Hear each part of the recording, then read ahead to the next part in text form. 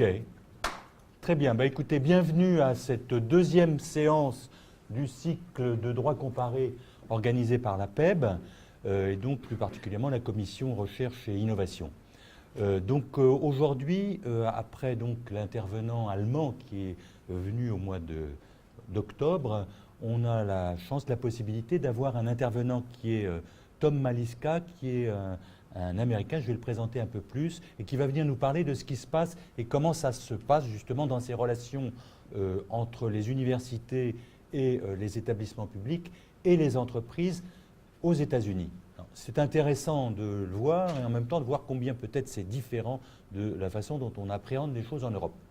La personne qui va nous parler de cette partie et de ce thème très intéressant, aujourd'hui, c'est Tom Maliska. Alors, Tom Maliska est un avocat du barreau de Californie. C'est un intellectual property lawyer, industrial property lawyer. C'est un ancien de Stanford. Il a aussi un background en informatique. Et après avoir travaillé notamment dans des gros cabinets de la Silicon Valley, il a été amené à créer sa propre entreprise et il aide actuellement des clients en direct dans leurs relations, notamment contractuelles et également en matière de protection et de litigation sur les territoires américains. Je vais maintenant parler en anglais pour Tom, qui parle un petit peu français. Un petit peu français, donc, à qui je vais donc laisser la parole. Just to let you now, Tom, speak about what will be the thema of our meeting of today. Pour terminer aussi peut-être ma présentation, je rappelle que ça s'inscrit donc la matinée d'aujourd'hui dans un cycle dans lequel la prochaine fois nous serons amenés à parler avec un Italien, avec un Coréen et également avec un Anglais avant que nous terminions sur la France, sur ces relations complexes que sont les relations entre les établissements publics et les entreprises, tout à fait fondamentales pour notre industrie. Tom, I will now let you speak about. Thank you. I very much appreciate Cabinet Manesh for having me here and Hogan Lovell for hosting the conference. I was able to look at the slides from previous meetings on the topic, and they're very interesting because of the scope internationally of the law and the differences between university relations and government and industry. So I took some cues from those earlier presentations, but I thought in the case of the United States it would be interesting as well to give you some history and some case studies on companies that have emerged from university.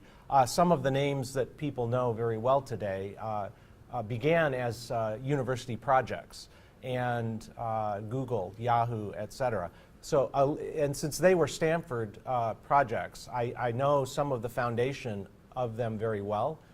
So I've chosen those as early exercises in my slide deck to illustrate some of the cultural differences in the relation between students and faculty and industry and government in terms of the development of new ideas into commercial properties. I will start with a slide of my alma mater. I have to give some homage to Stanford, of course. But I will point out that several things have changed at the university since my days entering there as a physics student. First of all, the beautiful quad at the front in the grass with the big S in flowers. This was all gravel when I was a student there 30 years ago. And it shows that investment in the university itself continues, which is an important point. The universities pursue the government work and collaboration with industry for their own end. They want to grow the university. I wish this picture, I've told Fred, I wish this picture were a little broader in its frame. I borrowed it from a Stanford calendar that I had, but because on the right there, upstairs, the little set of windows in the old sandstone quad, when I went to school, the downstairs was the math department. The upstairs was where the computers were. And as an undergraduate, my first 4 years, you didn't take computer science. There were no degrees for baccalaureate in computer science. You took mathematics or you took another science. Today, to the side of this building is an enormous new center called the Gates Center. Money from the Gates Foundation has been planting new computer science departments around the United States. And Stanford was one of the receivers, the recipients of such funding.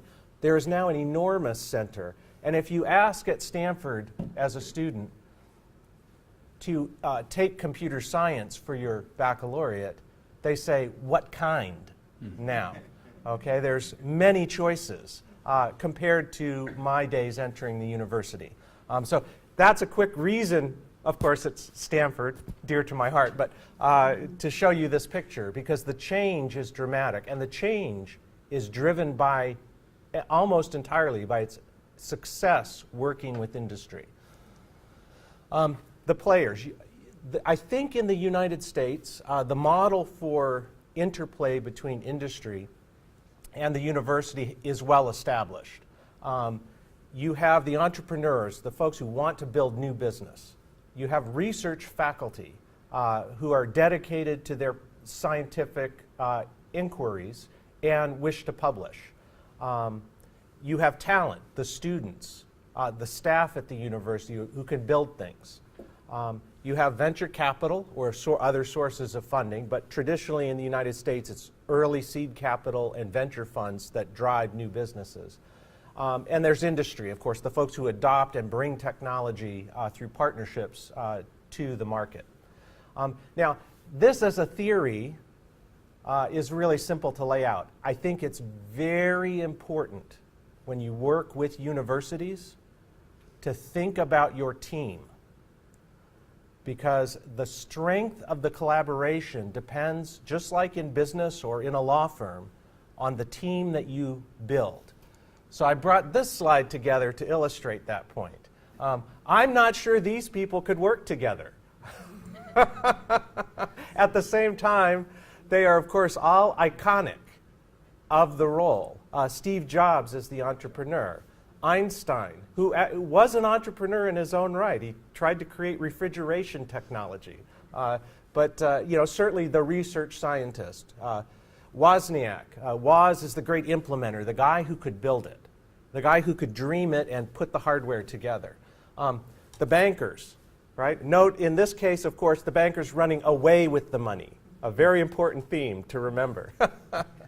And Henry Ford, pride in your market, right? Knowledge of your market, the ability to bring the market to everyone.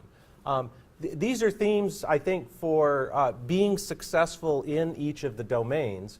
And again, I've chosen these folks because they're iconic. Everyone can look and know instantly that they fit.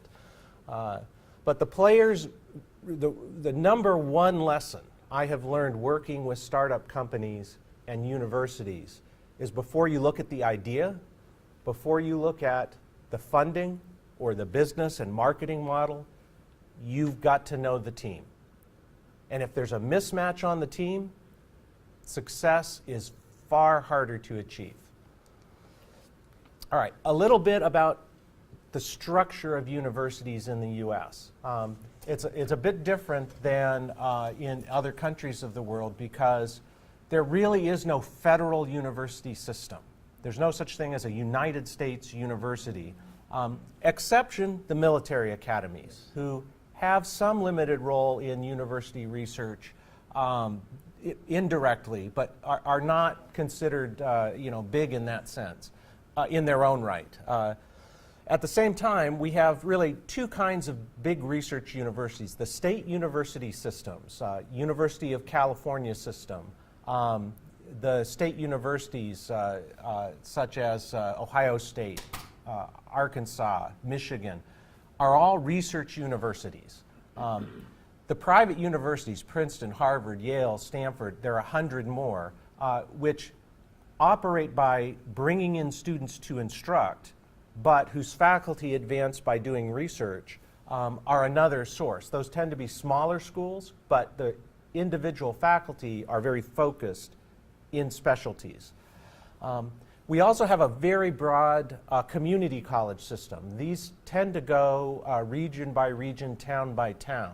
And a community college is typically instruction only. So the faculty there are usually from the community. They're contracted in to teach. They don't play a big role in research. They do play something of a role in talent production, though, because typically the teachers that are contracted in are actually practicing their discipline. So you'll be taught business and accounting by an accountant in the town. So you're learning from someone who's practicing it every day, not just the theory. In the private universities, the biggest drivers are the universities that have the graduate schools in business, law, humanities, science, medicine.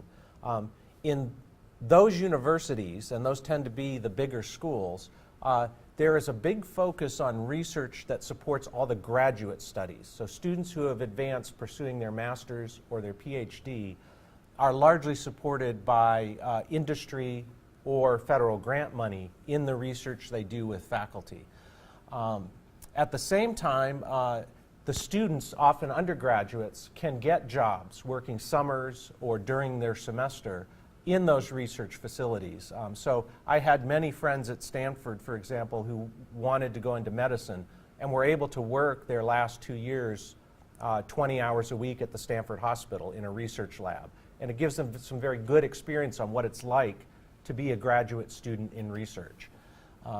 So there's a very good spread, I think, of talent in the universities because that interest in bringing students into the research.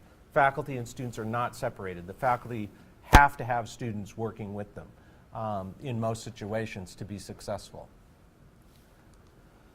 The research universities really are driven by a goal of having instruction and research together. But there's a bit of a push-pull. Of course, the organization of knowledge and expression and publishing in a field is a goal of the university. The study and advancement of ideas in the sciences. However, the thesis for the U.S., the understanding you have to have is that instruction by itself is not a career lifeline for the faculty. One of the great jokes at Stanford is that many of the faculty who win the great teaching awards every year are 2 years later somewhere else because they aren't tenured. They may be the best teachers we have, but they end up not being granted long-term status at the university because of the push-pull. Really, publication is the mandate for the faculty. And there are really two models, publish or perish, where you have to write your books and your articles, you're peer-reviewed, the faculty advance based on the peer understanding among their specialty for how important their work is. And universities hire based on the quality of that work. The second model, I think, that drives faculty success is the research dollars that they attract. A faculty member who can build a biotech lab and employ 40 students, graduate and undergraduate, have extended research projects over several years, that is typically as good as publishing the next great textbook in the field, because you're pursuing, new ideas, you're making inquiries in the field on new topics, and you're bringing the university's talent pool into the process. So those are the two things that I believe drive success for faculty in the U.S. universities. Of course, peer reviews and citations are important. It's an objective process because others are looking at your work and validating it.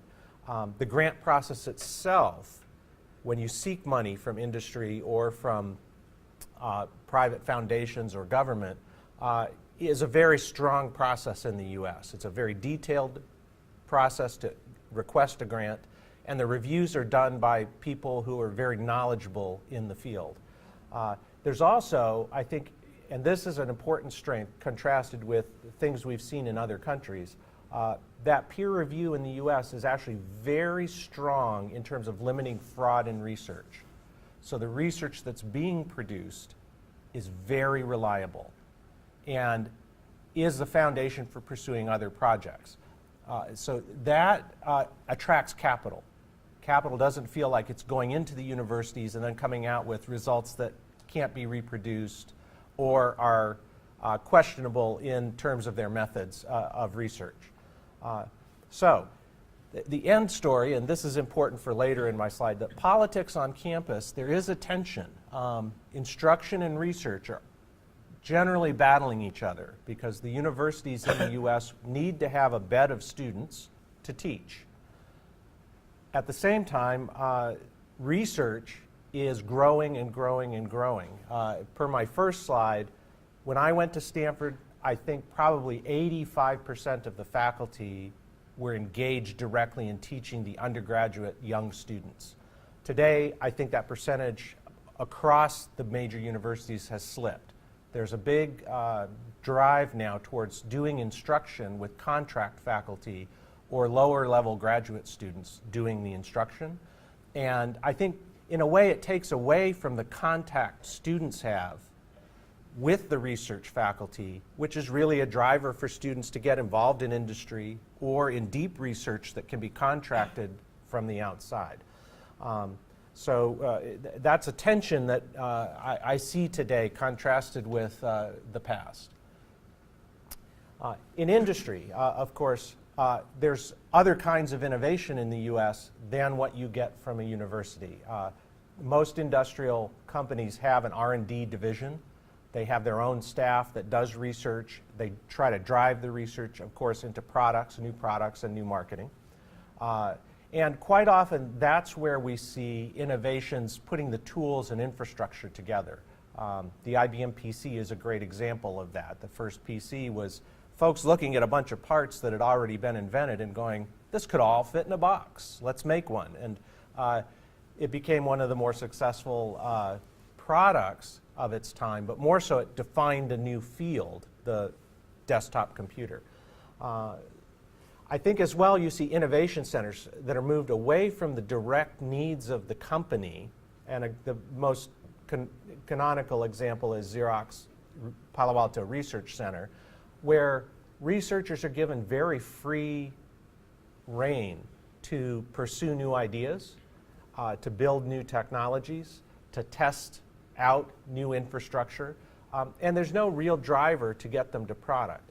One of the criticisms of some of these research parks over the years is that they come up with great ideas, but they really don't interface back to their own businesses well enough to commercialize them. I think that at the same time you see interplay. A lot of these research centers are located near campuses. So Xerox PARC, for example, has kind of a free run with Stanford. It's no further than from here to Étoile, and students run back and forth. I used to look at my watch and say, I can go to that talk at Xerox PARC and be back for class at noon. And you could see some amazing things just by making the bike ride up to the Xerox PARC building and going to their free presentations. So that kind of interplay with students and these industrial research centers really gets ideas going. The R&D centers as well in pharma and biotech, and of course military money coming in to do research, particularly in my experience in communications technology, has been very powerful for universities. So when you start getting capital invested in universities from the outside, and I'll end the slide here with some tension too, you have this battle for returns. So the question for the faculty is, of course, their advancement in their career. When money comes in and there's demands to make products, to start businesses, or to make intellectual property out of the ideas from the research, you have created some tension with the faculty and their main goals, which are to be successful in publishing their research. So, over the years, the U.S. has developed this concept of the startup. It might be broken off from a bigger company.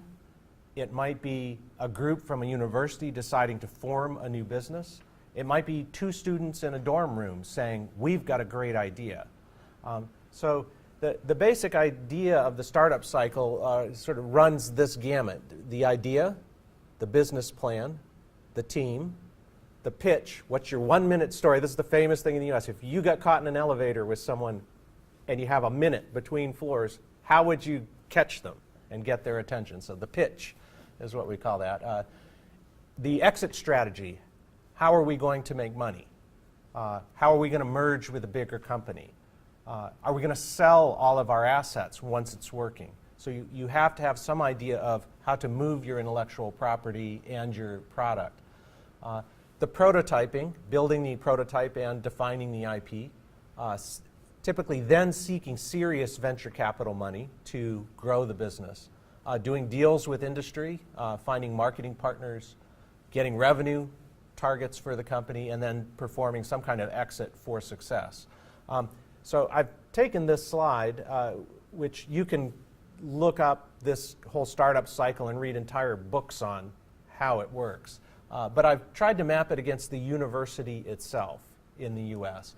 And so the university as a player in this really performs some very specific roles. With respect to the idea, research and instruction are just natural feeding places for people to say, A and B make D. There's a new way to do this. That happens on university campuses all the time. Students talking, faculty teaching, the interplay of minds, really, you don't have a richer place than at universities. The plan. There's a big synergy between technology and business because universities tend to put the resources in front of their students free. So if you want to see and use state-of-the-art computing, well, go be a student at a big university. You can sit down and get your student account the second day you're there and be on great computing center computers for many years, basically at no cost. So there's a real synergy already between the current state of technology and business and what you're doing. If you have a great idea, well, the infrastructure kind of defines who you bring it to. The team. Universities are, of course, a great fertile meeting ground. Universities just between students or faculty and students have that. But also the universities that have business schools and medical schools and other research facilities nearby get minds together and people with the different talents that you need in one room quite often. And so there's a synergy for teams to form. In terms of the pitch, I've always found that the great pitch for the new product has always been really cleaned up and made sharp first with the local commitment. If a student wants to build a project, it's not the venture capitalist who's their first pitch. It's the guy at the computer center to say, I need resources. I need to build a big database. And you've got to convince them first. And you've got to have some idea of the requirements of your project. And this has actually been a very fertile testing ground for plans. Today as well on the pitch, I think you see a lot of universities every year having now competitions for students to take an idea they've developed on campus and actually try to bring it forward. But they generally do some local development on the campus to prove the idea and get their story right before they participate. Of course, exit strategy. The universities have experienced staff and professionals in technology licensing. And I've put at the end of my slides a link to their organization, the Association of University Technology Managers. It is a very rich website because for many years they have given presentations and done research on how universities apply the money they receive, on the successes, how many businesses have formed, how many products have been licensed, how many patents have been written. You can find all of that kind of information at the AUTM.org website. You can also find many presentations on specific aspects of the law because the technology managers are very top-notch at licensing, at defining copyright in software or publishing, and current trends in that, and as well as in patenting. So there's a lot of knowledge on campus. A group on campus that wants to move off can find a professional typically who'll say, your project should simply publish, or your project should write 3 provisional patents and meet our venture team, because we think you could form a business around this. And this local experience, I think, is very good to have. And of course, their professional role is to find the projects that bring money back to the university once they're defined and IP is made. So the tech licensing groups are very powerful. I think prototyping and IP, we understand where that comes from. Venture capital, I'll just know that some universities have formal programs that bring venture teams onto campus to meet new groups and do some assessment themselves of would we fund this. A handful of universities actually have their own venture fund. They've built up a portfolio of money that they can give to seed projects. And of course, tech licensing, your reputation as a university helps if you're going to approach a big company. If you're a group coming from a Stanford or a Harvard, or it really helps you form the next Facebook. So revenue, not a requirement for research. So universities are a free place to build your product because no one's telling you you need to make money from this right now. So there's a little bit of liberty there. Okay, so taking that whole planning process, what really happens in the US, this is a cultural thing. If you look behind the story of some of the biggest companies, you'll see they just set up camp. They tell the garage story, right? 2 of us in our garage built this, or in our dorm room. And many companies like to tell that story right when you read about them because it's a myth. The truth is, Facebook, Google, Yahoo, all these companies started because the university said, here are free resources. Use these to prove out your project. They didn't really go in a garage and hammer together a new server. They worked on university resources, but that's not the myth, so it doesn't support the cool story. But let me tell you, it is true. Also, the important thing about that is to be a startup, you need the liberty a student has. Some coursework, some homework, lots of free time. And students who in their free time fail and fail again and fail again are the ones that succeed. Okay? Facebook was a horrible idea. I am willing, it's the one group I don't know because it happened on the East Coast, but I'm willing to bet based on my experience on the West Coast that the first 4 things they built for that were awful, and people said, why would I use this website? Right? Until they got the interaction correct and simple. And people went, that's great. I could talk to my friends like this. So it's very important to realize that. Some of the things that we've seen come off campus, for example, are actually departmental. At Stanford, a group, SunNet, Stanford University Networking, long before industry had the equipment, said, gee, these mini computers and mainframes are very expensive to operate. If we built ourselves a microprocessor board that had a network chip on it and a big monitor, we could have a workstation for our engineering professionals on campus. And they form-factored that and started to give it pretty much for free to faculty who could just spend a part of their grant money to have those installed. So the students who built those and refined them later said, gee, we should go get some guys from the business school and start Sun Microcomputer, right, and build these workstations for industry. Opened up a whole new platform level in computing, that kind of work. Cisco, just for the networking technology too. They basically raided campus and found the folks who were building new network cards to make the Stanford network on the Ethernet run better. They could encode the cards to support all of our login processes, and they said, there's a business there. Industry hasn't been networked yet. Let's start Cisco, and we'll use that capability. A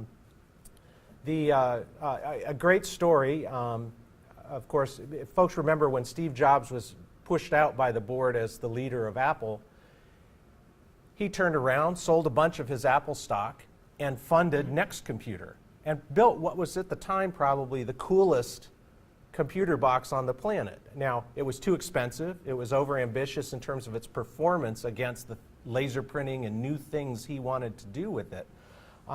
But the secret for our story is the day that happened, and we had been supporting Apple and Macintosh directly for years, they knew our campus, Carnegie Mellon, Harvard, Dartmouth, UC Berkeley, Centers for Computing Brown, really well. They knew not just the managers, they knew all the students.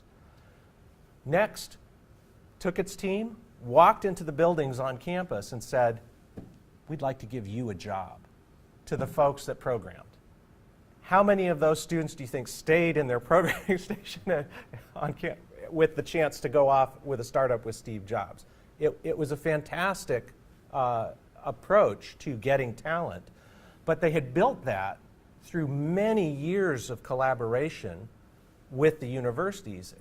Those folks really knew who they wanted already because they'd worked so long with them at Apple. But they were independent, free to hire, and it was an interesting story. So a lot of folks, and then a lot of those folks after Next went on to do other companies themselves.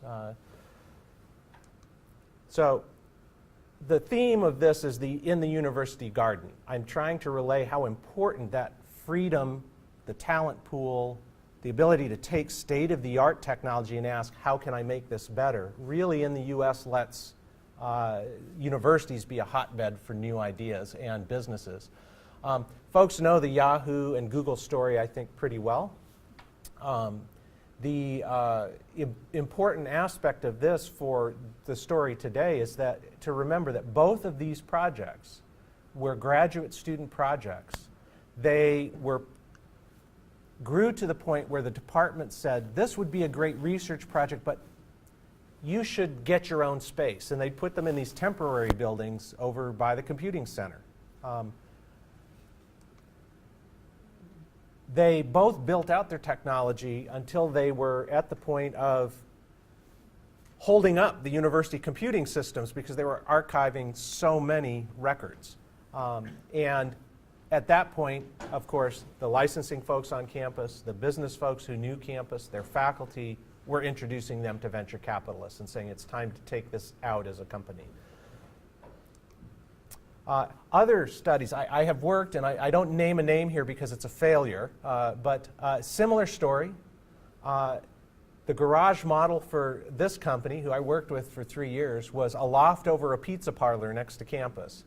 When I first met the company, it was really interesting because they really had this myth in their head of we need to camp out.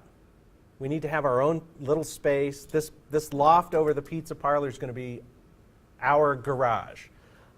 And it was a room a third this size with 6 people in it. The president of the company was a humanities student who had all his receipts in a shoebox the day I met them. Like all the things they'd spent on the business, he had in a shoebox.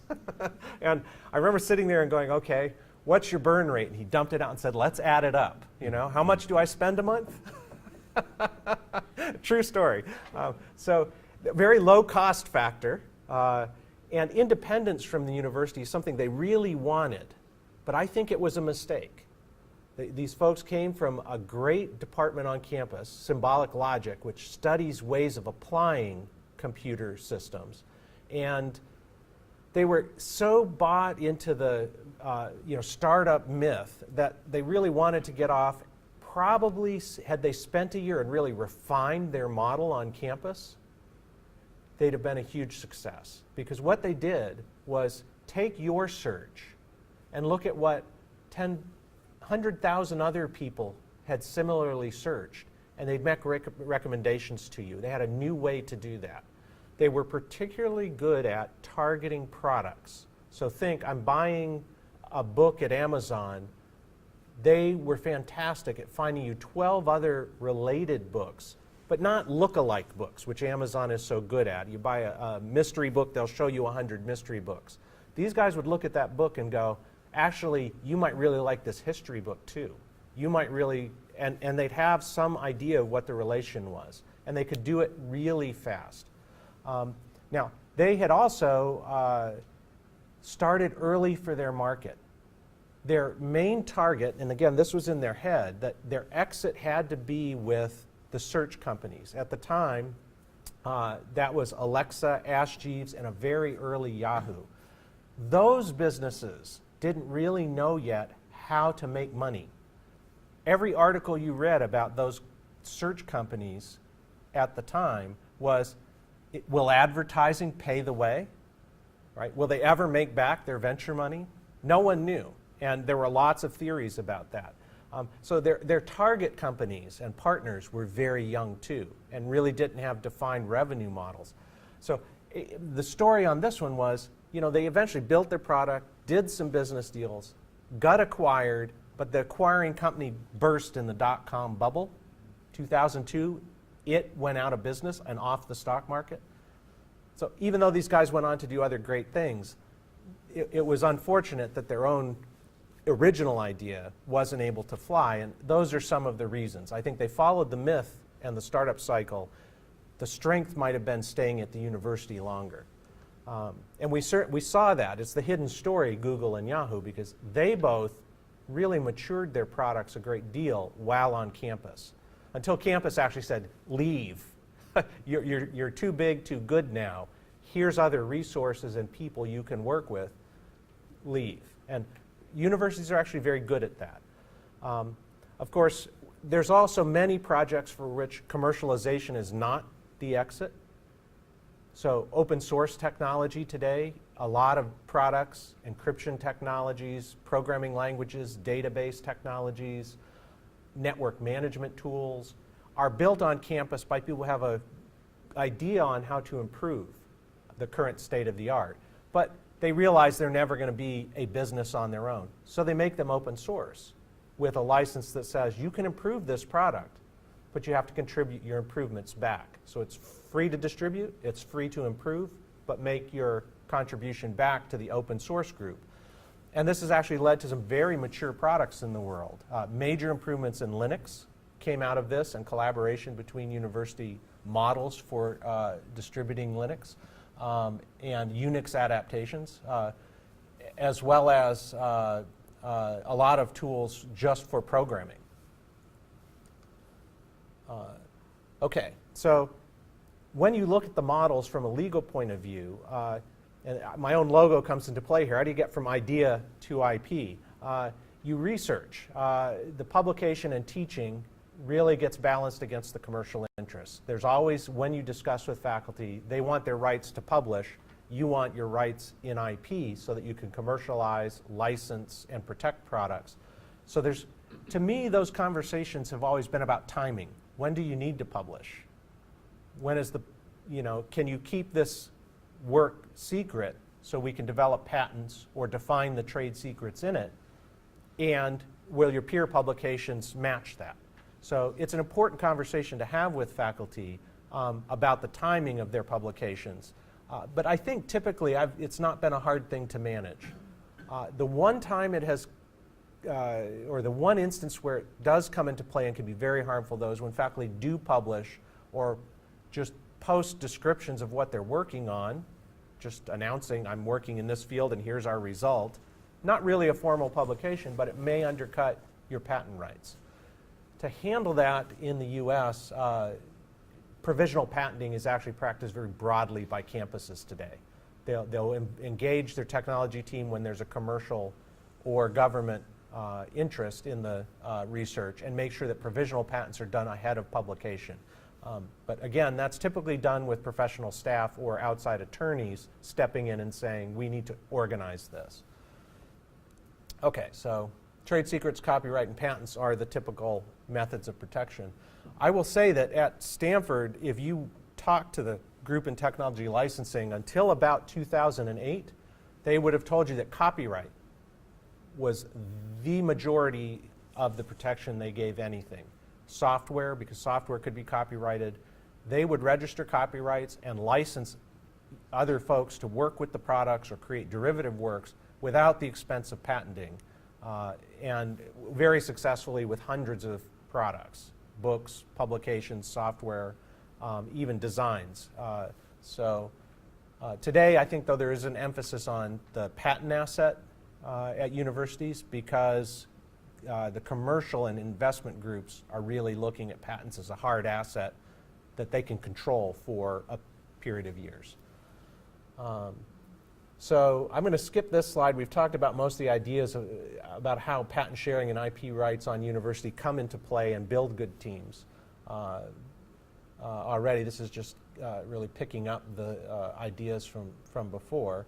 The counterintuitive thing I'll tell you that students are good at, though, is that a lot of industry were trying to build these big collaboration systems for communication where your email, your voicemail, your fax all work together in one place. Students hack together, Twitter. They put SMS systems out there that you could adopt, right? On the websites, they did Facebooks where you could post your picture and say, this is what I did today, and your friend could say, cool. Right? So it was counterintuitive, but the students understood that the trivial is what's consumed. A lot of times it's the lower end, simple stuff that you adapt and put in a good form factor, the cell phone for SMS texting, and it starts to take over voice calling, right?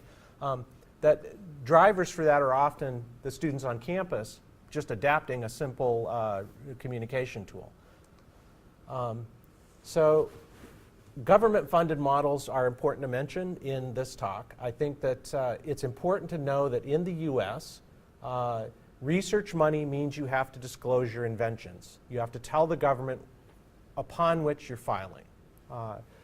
There are required federal and sometimes state reports on that.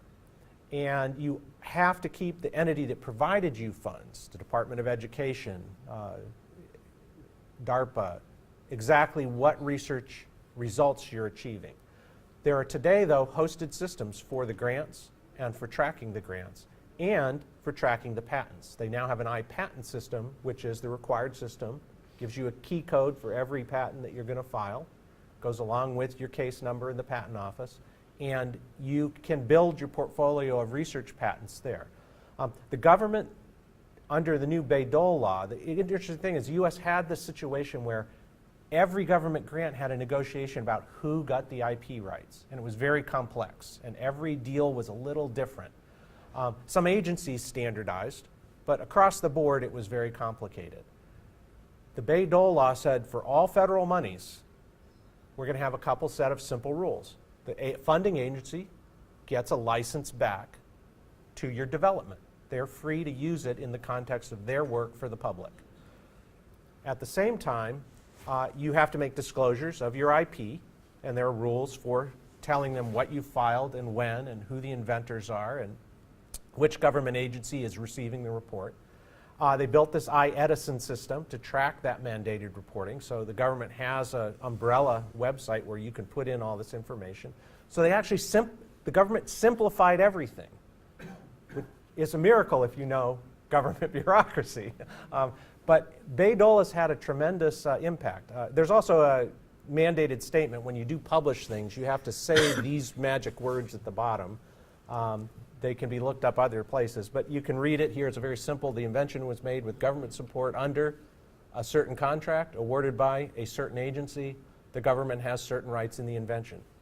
Those are the mandated words. You don't change them. According to counsel I know who uses, you don't change them. You just put those words in your publication and agreements so that it's understood that these other government rights exist. Bayh-Dole, though, has had a huge impact on universities and small companies because they now know they can own the inventions they make with federal funding. The funding agencies can use the discoveries royalty-free. That's the give back to the government for the research money. But it really has encouraged a lot of government agencies to approach university teams now and say, you're the right team to research this for us. Some economics work, some data research, a software we need built, and you can have IP rights back if you want to commercialize it for other purposes. So it really has driven a tremendous amount of investment on campus. The big numbers, and they did this study about end of 2012, a year and a half ago, but more than 4,000 new companies formed around university research results after Bayh-Dole was enacted. That's a huge flood of new companies. And it's largely because they simplified the relationship on IP. They have counted in just the year 2012 just under 600 new products coming out into the market directly from university research that was government funded.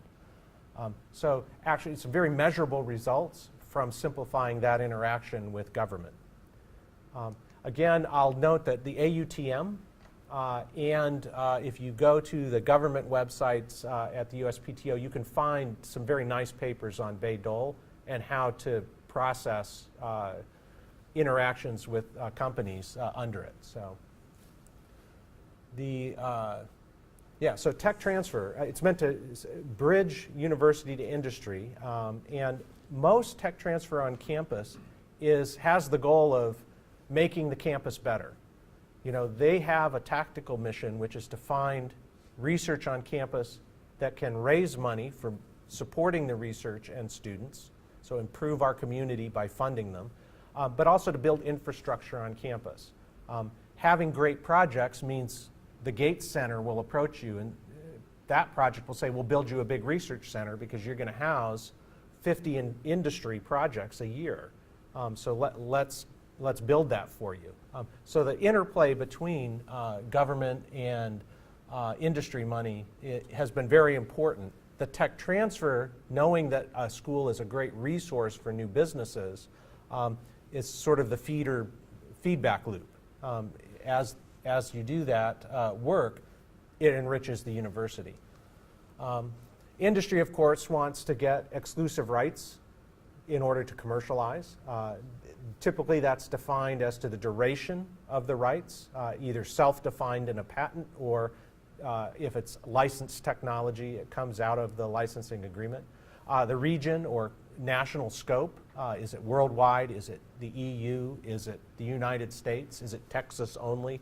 You can really write in your license almost any geographical scope that makes sense. And typically today, instead of a scope of work, because it's a research project, you have some commitment as to the team engaged. If you remember back at the beginning, I told you the team is the important thing. I think people are starting to realize today that if I'm going to fund a grant and it's because 3 people are working together at the university, and those are my 3 people, I think they're the best in the field, I think they can solve my problem. In the agreement, you're going to say the 3 of you work on this. You're going to be very clear about the team. And if there's a change on the team over the years, that has to be addressed. So some very simple language in agreement, but you want to make sure the team is managed well and it's understood who it is.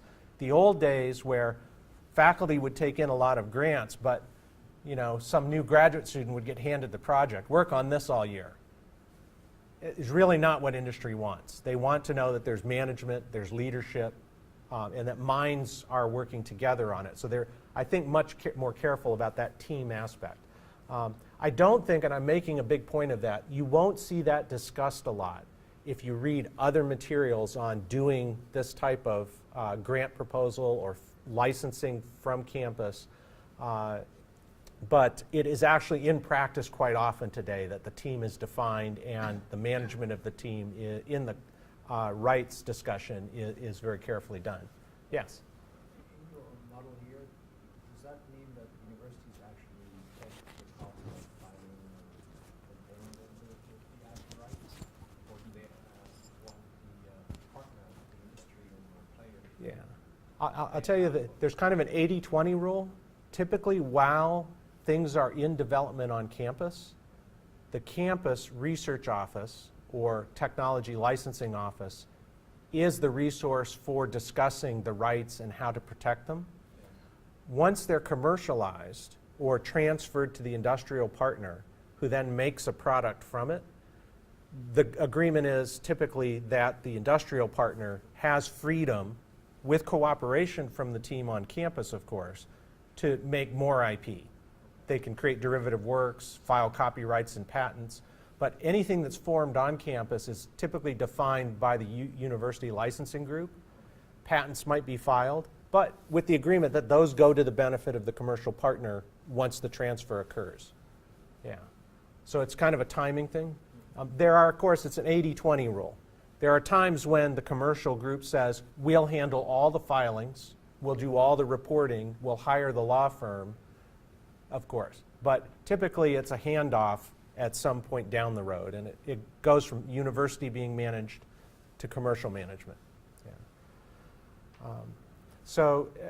The industry wants to be sure as well that it gets the power to seek markets. It can, of course, make derivative works and sub-license to other people, find partners abroad to build, manufacture, sell. Those are typical things you'll see in the agreement. Early on, the bottom line here is defining those models is really important for the pitch. If you have a very good definition of your inbound money from industry or the government, you define who the team is, you define what the product or research question is, you define when the result is going to occur, it makes it very easy for the university to attract shareholder and investors at the right time, because that is the pitch. So defining your model for working with industry, which raises these questions, has the turnaround that now you have a presentation for investors. If you need to expand the team or form a startup company, you've done some definition work at the front end. And that is very common today. 20 years ago, people just worked on things and they didn't think a lot about the commercial aspects of it. Today, that help comes for free on a lot of campuses. So you see a lot smarter startups, more savvy about business emerging. Okay, at the end of the day, who do you do business with? It's with the governing body of the university. Typically, the party on a university that holds the rights is the board of directors of the university or their regents. They're the client, if you will. They're typically represented by an outside firm or a council for the campus. The technology licensing office is often the staff that defines what the agreements are and what rights are going to be retained by the university. But it's typically not a problem on a university campus to find out who to negotiate with. And it's typically not the faculty member. The faculty member is going to be a participant. They might be an inventor. They may get some rights and some recognition and some money from the process. But there's a defined entity that you go do business with on campus. And this is very important structurally, of course, in order to do successful startup development on campus. I'm going to skip this slide because I already talked about how improving things with the free resources you're giving has driven a lot of businesses off campus. Buzz. Most of the buzz that hits industry has already been through campus. We've gone from open source being really important, internet and cloud computing, business to business, now the Internet of Things. Kids are making their clothes talk to their computer and putting chips to measure, how many times they blink a minute, all kinds of crazy things. But the buzz really comes from experimentation, and a lot of the experimentation comes on campus. VCs love to get the buzzword, and then all of a sudden announce they're going to fund a bunch of companies under the buzz. They have no idea whom, but just announcing that they want to gets a lot of students involved in building things. So there's this interesting interplay you see in the investment groups on campus and how they message to the world. But behind that, almost always, is some interest in the buzz actually becoming reality at university research. I've pretty much gone through this, all of the resources on campus that support startup development. So I'm going to run through that quickly. I'm going to finish with a couple points of crisis. I think that because universities in the U.S. have been so dramatically great at getting research dollars and supporting their faculty through research, instruction suffers. Faculty spending time on the research projects is advancement for their career. It's great for developing the university facilities, but it takes away from the faculty's engagement in direct instruction. And this is not, I can't point at any one faculty member and say, you're guilty of this. But I think as a trend, overall, we're seeing a reduction in the number of senior faculty doing research who teach. And it used to be a big overlap, that students could walk into a university and have very senior members of the faculty teaching them. There's a separation happening. Graduate students engaged in research are also being pulled away. They want them on their biotech research or their pharma research all day while pursuing their graduate studies. They're going to write their PhD thesis about that research. It used to be those were the folks that taught classes as well. So there's a trend today towards hiring more and more contract teachers. Like the community colleges, people from industry who you can bring in to teach a course on accounting, on business law, on history, while the upper level faculty pursue their research and publication. And I think that separation, ironically, takes away from some of the interaction so desirable in getting the young folks engaged in new ideas. Again, because, to my point earlier, the young folks are really good at seeing how the trivial can be massively successful in today's connected age, where the faculty and the big research projects are usually trying to build some complicated new solution on top of other complicated solutions. The younger folks are great at just simplifying everything and saying, there you go, you can talk to mom now. You know? So I think that it's important to see that tension in the universities. And it's having a toll in the US right now. The big universities are actually having a bit of a crisis about instruction. At the same time, I think, and I'll finish with this slide because there's a crisis in the legal model. The expansion of research into so many hands, and you can read about this in the papers, in the legal journals. In the US over the last 6 months, there's hundreds of articles about it. Trade secret theft is at an all-time high. Most trade secrets leave companies not by spies and industrial espionage from abroad or your competitors. That does happen, and they do get caught. Most trade secret theft happens because individuals engaged in projects move and bring the knowledge with them, and they're not careful, or they're extravagant about using what they learned at the last place. But tracking that is a social and human problem because it's impossible to do it technically or legally with everybody. But the huge involvement of research money on campus and into many minds has resulted in a lot of leakage of trade secrets. The government has realized this. Of course, they're casting it as we've got to stop industrial espionage and hackers coming into systems because that is a way to get political backing, and it's true that that happens on a big scale. At the same time, I think we're going to see some real regulation coming of managing trade secrets, the confidential part of these research projects, especially with government money, very soon. I think industry is going to follow, and it's going to be catch as catch can. Some companies coming in are going to absolutely insist that the research being done on campus is locked down, and there's no publication until there's approval, for example. And that those folks are signing non-disclosure, very strong non-disclosure and non-compete agreements, much as you would do with an industry partner. I think that that's going to be mandatory.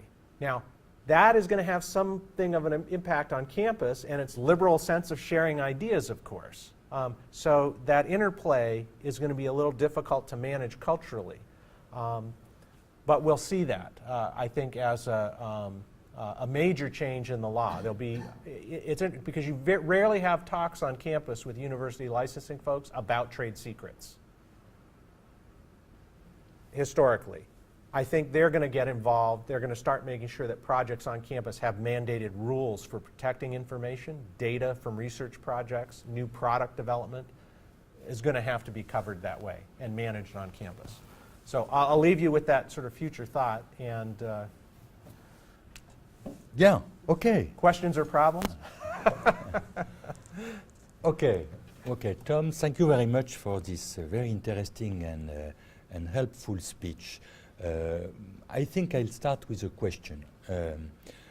We understand that in US universities have a great importance in innovation, and they have been able to provide to their students and then to the industry a possibility of huge innovation and huge ideas, huge amount and huge bunch of ideas. Let me make a comment in relationship, because we are here in a cycle of comparative law, if I can say, about what is the problem we may have in Europe and among others in France in comparison to what's happening in US. My understanding is that, and we are of course here speaking about intellectual property. You finished by speaking about trade secret. We'll come back to trade secret a little bit later, but trade secret is something much more difficult to deal with than IP, which is more possible to be focused and understood, because you have a patent, you have a trademark, that's clear. Trade secret is something much more difficult to deal with.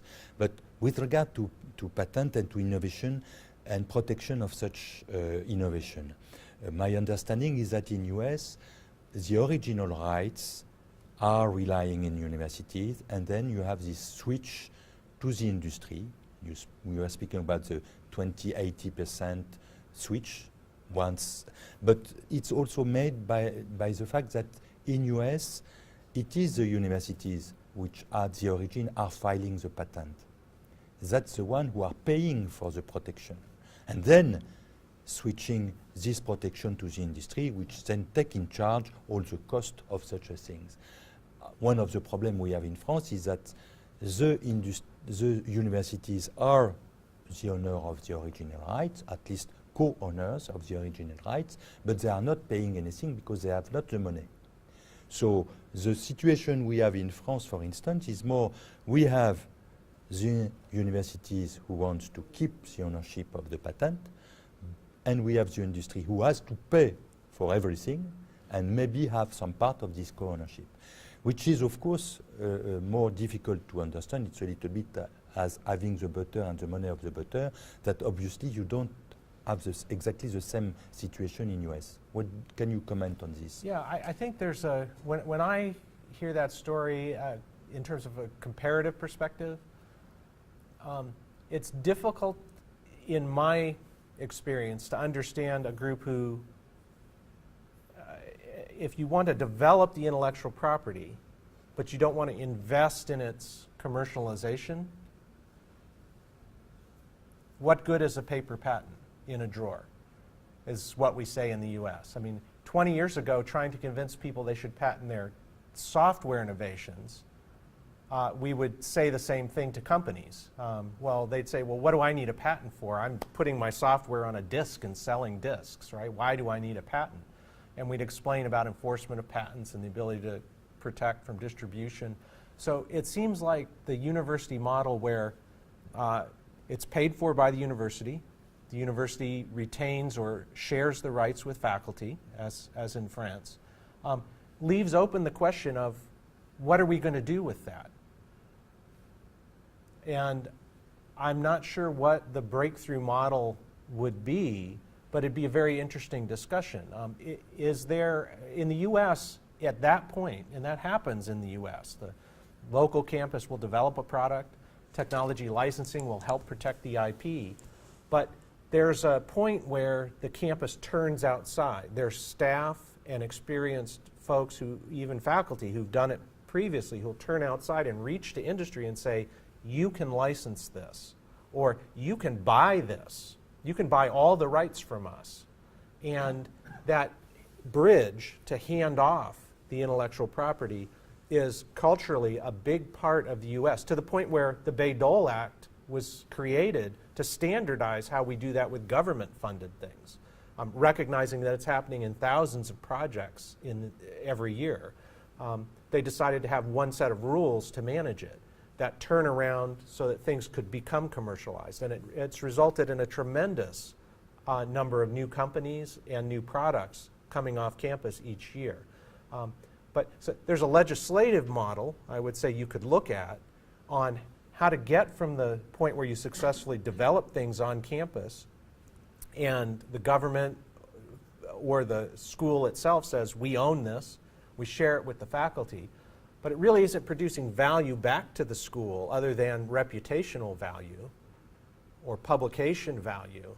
But the value in terms of money and developing your facilities on campus further, attracting industry who says, like the Gates Center at universities, Washington, Stanford, says, you have so many great research projects, we're going to give you a center to do more. And the goal there wasn't to build some one thing, it was to build something to house all the projects and faculty. So I think that interplay of being able to turn around and have a model or some legislation to make it direct for industries to come and negotiate for those rights is very important. And it seems to me, in looking at the model, there's kind of a cultural impasse at the door of the university, as you describe it here in France. That there needs to be someone who owns the problem at the university of taking the IP and matching it with commercial partners. That's something that we are trying to do Yes. in France, and we have this creation of such firms that's named as the SAT for involving and helping this, all this research which is done in the universities to be transferred to the industry. That's very important. We think that it is, of course, very important Yes, absolutely. in France, in Europe, as it is in US. The problem may be to find the right way to ease this process, because this process sometimes has some difficulties to be implemented. One of the questions also we may ask you is what with regard to the inventors and what with regard to the way they are dealt with in US and the fact that how they get remunerated for what they are doing and so on. What's exactly the situation? There's actually a very broad range of answers to that. I think that important to answering that question is the point that at some point in the life of the research project, someone makes an assessment. Sometimes it's a venture capitalist or an investor from outside who comes in and says, I can fund that. I think that would make a great commercial product. I think the plan to launch it, we can execute. There's a good pitch about the technology and the market. The team is good. And they have a checklist. If the venture capitalists or angel investors who have private money and want to seed a company will come in and look, and they'll be the motivation. They'll then go to the campus authorities or licensing office and say, I want to seed fund that project. And they'll organize how the company gets started and what rights get transferred and who on the team will join the company or consult with it. And you can structure that. The technology licensing offices often do the triage as well. Maybe not so much on who should spin off campus, because that's a pull typically by the money. But looking at things on campus and saying, this new email system we built is fantastic. We should license it to other businesses and universities. There's a famous email system from the 70s called Pine Email.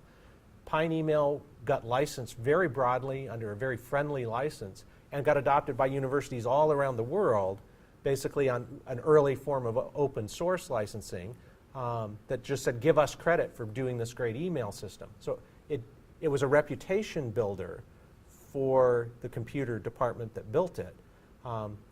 The licensing folks are the ones who looked and said, here's the way we can structure the licensing for that, and you can make it available for others to adopt. So it runs the spectrum. I think they can also look today with the experience of the last 15 years and say, this is a great project, maybe we should make an open source community. Host it on a website here initially for a period of 3 years while you refine the initial offering. And then if it's successful and there's adoption, you can start an open source site and just host that as the community. Someone can run that independent from the university. So there are many models, but I think the key is having that group or individual doing the assessment of what's the right stepping stone off campus. Should it be to industry, licensing to a big company, to a partner, to a startup? Should it simply stay in research and be developed further? But having someone who can do that assessment is very important. And I think the people in the team, and I used my one example today, say sometimes the people in the team aren't the best people to decide what to do.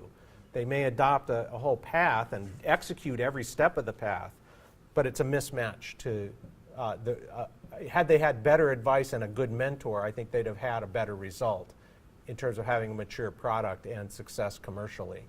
So I think that the middleman sort of role of someone doing the assessment is very important to look for. As the project grows, it's important to find that partner.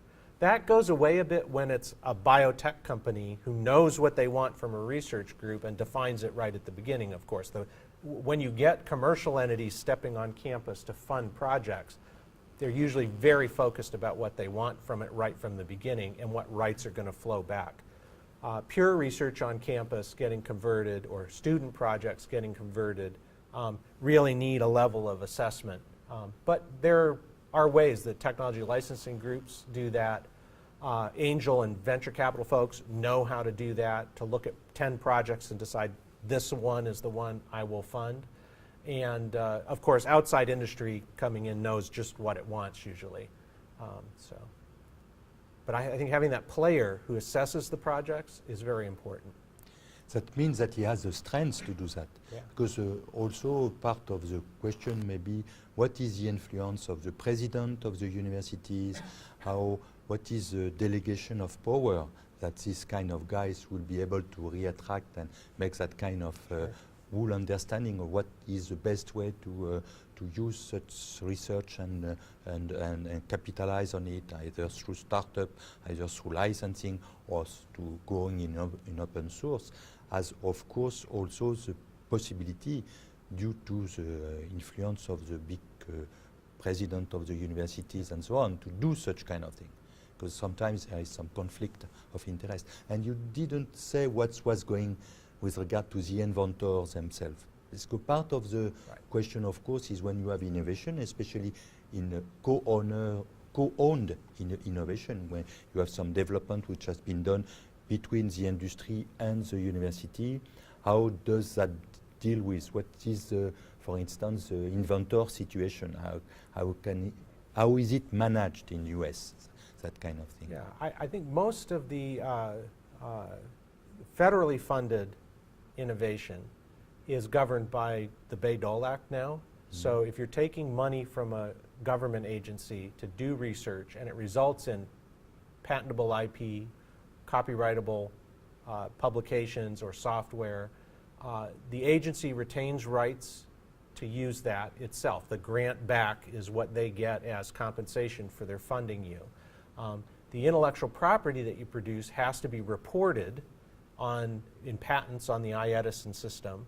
The publications have to be tracked and published in a form that is acceptable to the particular agency. They have their rules about the publications, and they have the right to use that information because they funded the grant. What happens with the patents if they're developed in terms of having several inventors, or copyrights in terms of having several authors, really depends upon the aims of the group. Because under Bayh-Dole, the group has the right to commercialize or publish what they've created as well. So the Act was very good about separating the grant back from the government and it not being a takeaway from the group on campus to also commercialize or publish what they have found. There is, though, unspoken, there kind of this matter of timing that I brought up, because you don't want a publication to undercut the patent rights that you need to pursue to be commercially successful or to attract money. So there needs to be some management of those issues, but typically counsel on campus or your outside counsel steps in to manage those things. And there are actually some very nice talks in the AUTM, some also at the AIPLA, that have been hosted about managing patent programs on university campuses, for example, or licensing under Bayh-Dole, where folks go into the very detailed aspects of writing those agreements, or how you have to record patents precisely and report them for later use by the inventors or by the government agency. So you can get into the details of those things with some of the talks at those groups. So. Yes, but the problem we have here in France, especially, is Yes, what I was saying is the problem is that we have to pay the inventor, and especially in public, what we call public research center, university or big public research center, like INSERM, CEA, and so on. You have to pay, and they have a right to 50% of the revenue of the patent. So they're very eager to earn money, but that's a big problem because they don't want to pay to the IP. Do you have this problem? We have no mandated percentage. So what happens commercially with the intellectual property in terms of its success commercially and the revenue, the share of profit that flows back, or a payment that flows back to the inventors, is negotiated by and large. Some universities have, as do, of course, companies, small benefit programs where if you file a patent and there's commercial success, you're guaranteed a $2,000 gratuity as a thank you kind of payment, which is a baseline just for consideration in doing the licensing on behalf of the inventors. They may get some small feedback for participating in the development, but the ultimate reward of a very commercially successful product, or a set of patents that you license to a company for $1 million a year, what percentage the faculty in the research and as an inventor receives is typically negotiated in terms of that exit strategy. If this project's goal is to license to Pfizer some new patents on pain medication, and we're successful, they'll define up front what the faculty is going to get back. And remind you, that's on top of years of support of their research and students. It's on top of their university salary. So some schools, the expectation is it's rather modest in their approach to negotiation. Other schools and universities, they'll look and say, well, sky's the limit. I mean, you know, if you have a blockbuster product, you're probably in a position to negotiate a stronger royalty, or a percent ownership if it's a new startup. You'll be able to say, in order to transfer the rights, the school and the faculty get to split some equity in the new company.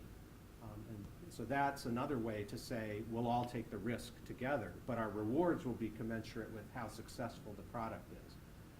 So I think building those models at the gate of the university and considering alternatives to a 50% royalty would be a big breakwater for being creative about the exit model.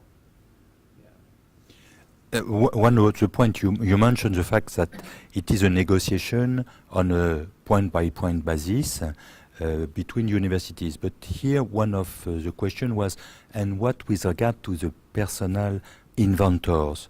Because, of course, the universities is the one who has been supporting the effort and the research, but the one who finally are designated as inventors are also person. And this person has, at least in France, according to the French law, authorized to get 50% for part. No, there is a top level also. It's not for a big, complete big whole amount of money, but it's basically 50% of what the university will get from the industry.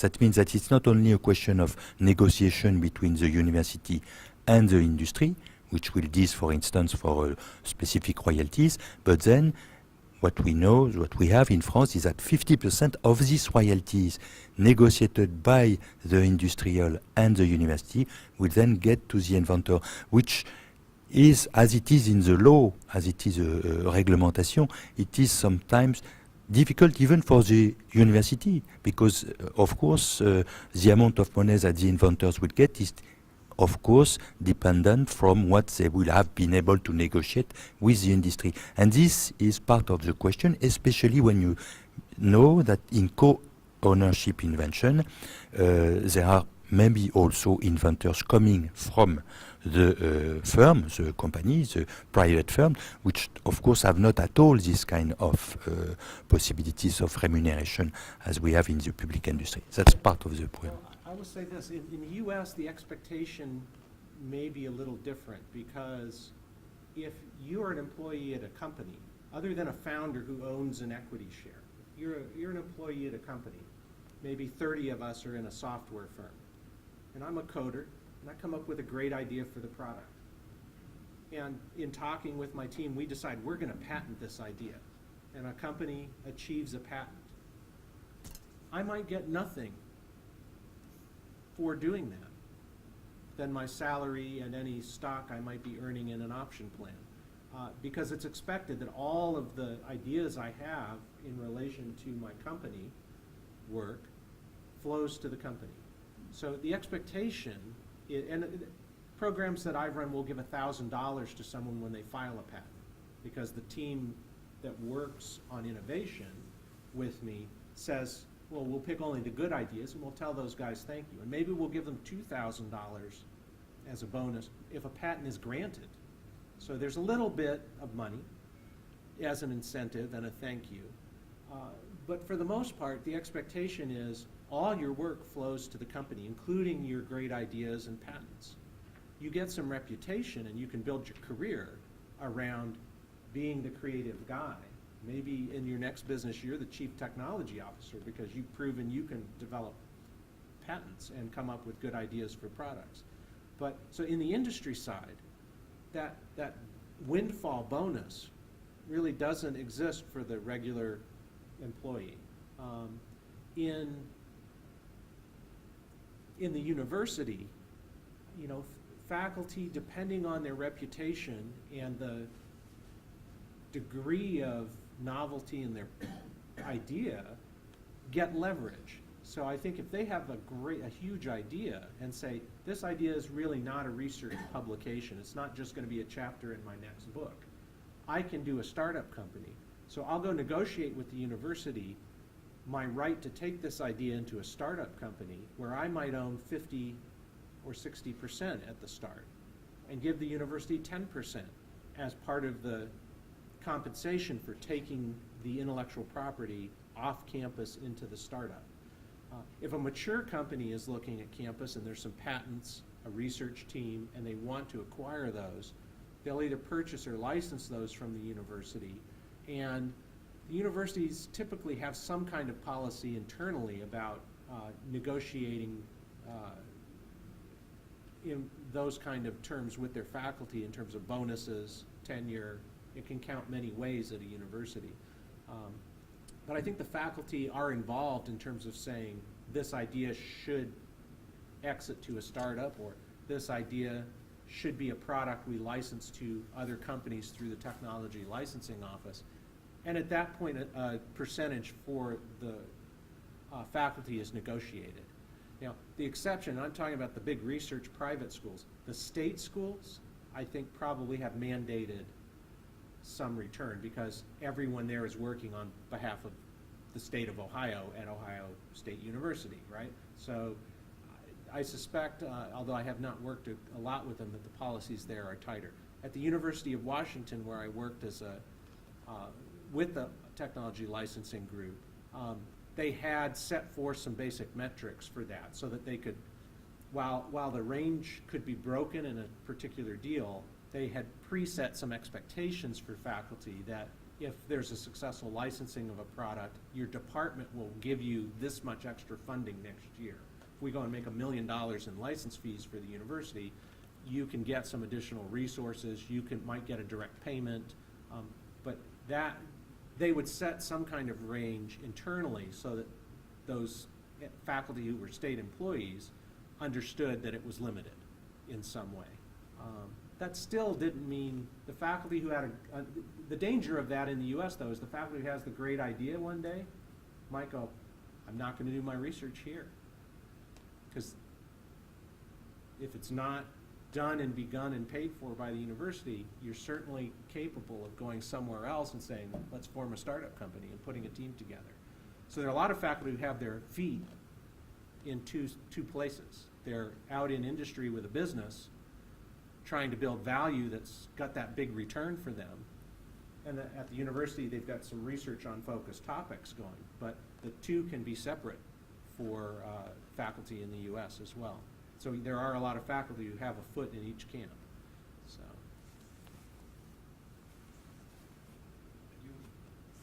I don't know if you mentioned the term open innovation. I'm sure you're familiar with open innovation, and it's very trendy. It's did you see any, I mean, in terms of managing and handling IP, did you see any specific changes when, because, I mean, in France, when we talk about open innovation, it means, well, you know, let's share even more than usual and share IP, or even let's not share it or share it with everybody. So it's, we're struggling with this idea.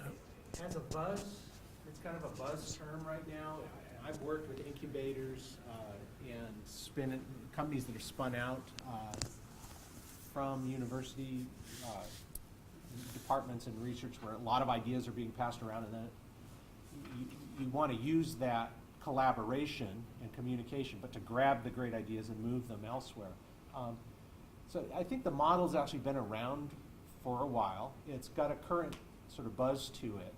I think the issue about the openly shared ideas is you leave the question of, you know, some people get left out of the commercialization if it gets pulled away. And do they have rights? I mean, in copyright and patent, it's mandatory that you know who the named inventors are, and you have their cooperation at some level in pursuing the patents. So you have to make sure that open innovation doesn't have some level of, it has some amount of equity to it in terms of treating the individuals involved fairly. That is not the case with most startup stories that you hear in the US. There are guys left behind, right, who didn't get into the startup and who may have contributed to the basic discussion and ideas and so on if it came from a collaborative environment. There's always a little bit of risk for the company and the IP from that. So I would say that, again, having a portal manager who says, you know, this model will work for you, but here are your issues before we exit. Let's make sure we've dealt with them, is very important for taking ideas out of universities and commercializing them.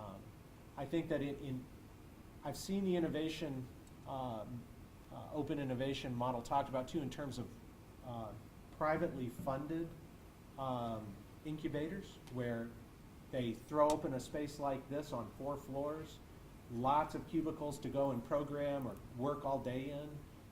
They want teams to form and start new companies out of the incubator, and there's a number of those in Silicon Valley and the Seattle area going on right now. There's the same danger that unless you've got a mentor there saying, wait, or an outside attorney forming the company says, are you the right guys? Right? What about Sally back there, or Helen? You know, I see their name on these emails and the document. You know, we should pull them into the team, or make sure that they're properly compensated for the exit, right? I think that that's a very important role. And law firms in the U.S. do a very good job, I think, of, at a startup company, going through the checklist of possible issues. They're well known around the startup model. You can get giant checklists a number of places and then just go through them to audit the group and see if they're clean for starting up a new company. But I think that open innovation model, while it's emphasizing what campuses have, which is that collaboration, free collaboration thing, does leave a lot of intellectual property issues hanging. In copyright, of course, the joint authorship questions, and it wasn't a work for hire, so because there was no company, I might have every right to take that new idea and do my own thing with it. So you've got competition if you don't take me with you, or if I don't like your team, I can go do it myself. There's a lot of basic IP law that needs to be managed in those kind of environments. Never mind when you build those collaboration groups online and people are collaborating digitally, try to track that. I think that's going to be a real problem.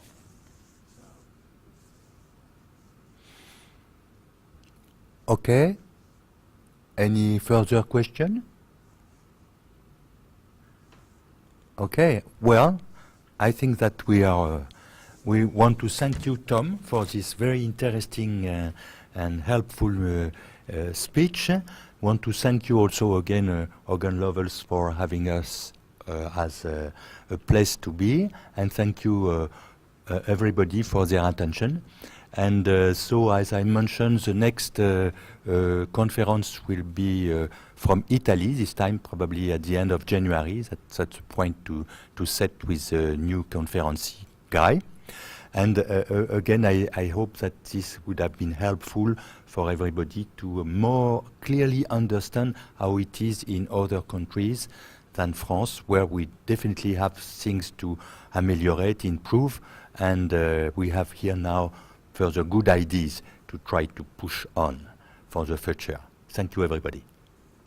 Thank you for having me.